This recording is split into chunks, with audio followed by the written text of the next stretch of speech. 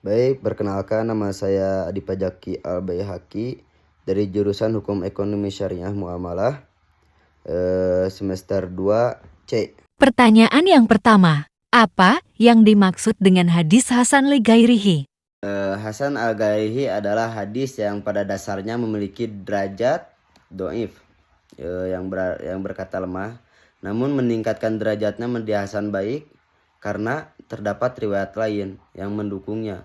Ini terjadi ketika beberapa jalur sanad yang masing-masing doif saling menguatkan satu sama lain sehingga secara keseluruhan hadis tersebut dapat diterima sebagai hasan.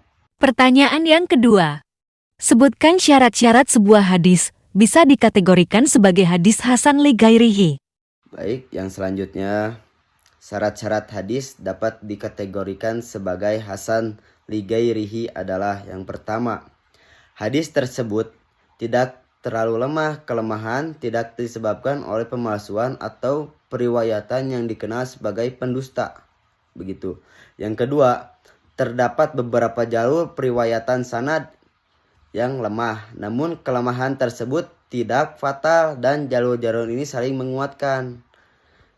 Yang ketiga, isnad, rantai perawi.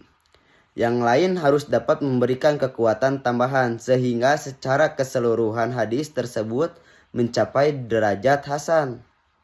Gitu. Pertanyaan yang ketiga, berikan contoh hadis yang termasuk kategori Hasan li Ghairihi beserta sanadnya. Baik, ini contoh hadis Al-Ghairihi.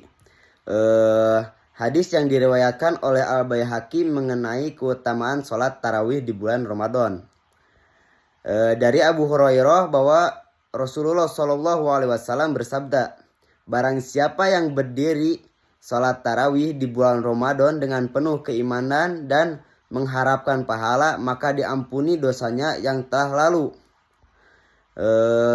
Hadis sanad ini dari beberapa jalur periwayatan menunjukkan kelemahan. Namun ketika digabungkan dan saling menguatkan, hadis ini dinilaikan hasan oleh sebagai ulama karena ada riwayat lain yang mendukung maknanya. Gitu. Pertanyaan yang keempat, bagaimana metode para ulama dalam menilai dan mengategorikan sebuah hadis sebagai Hasan li Ghairihi? Metode yang digunakan oleh para ulama dalam menilai dan mengategorikan sebuah hadis sebagai hasan li ghairihi meliputi. Yang pertama itu meneliti masing-masing jalur sanad hadis untuk memastikan bahwa kelemahan dalam riwayat tidak terlalu parah. Dan yang kedua, mengumpulkan semua jalur periwayatan yang ada dalam hadis tersebut. Yang ketiga, menganalisis kelemahan dari masing-masing jalur sanad dan melihat apakah kelemahan tersebut dapat diatasi dengan adanya riwayat lain yang mendukung. Yang keempat, memutuskan bahwa jika beberapa sanad yang lemah saling menguatkan satu sama lain, maka hadis tersebut dapat dianggap sebagai hasan li ghairihi.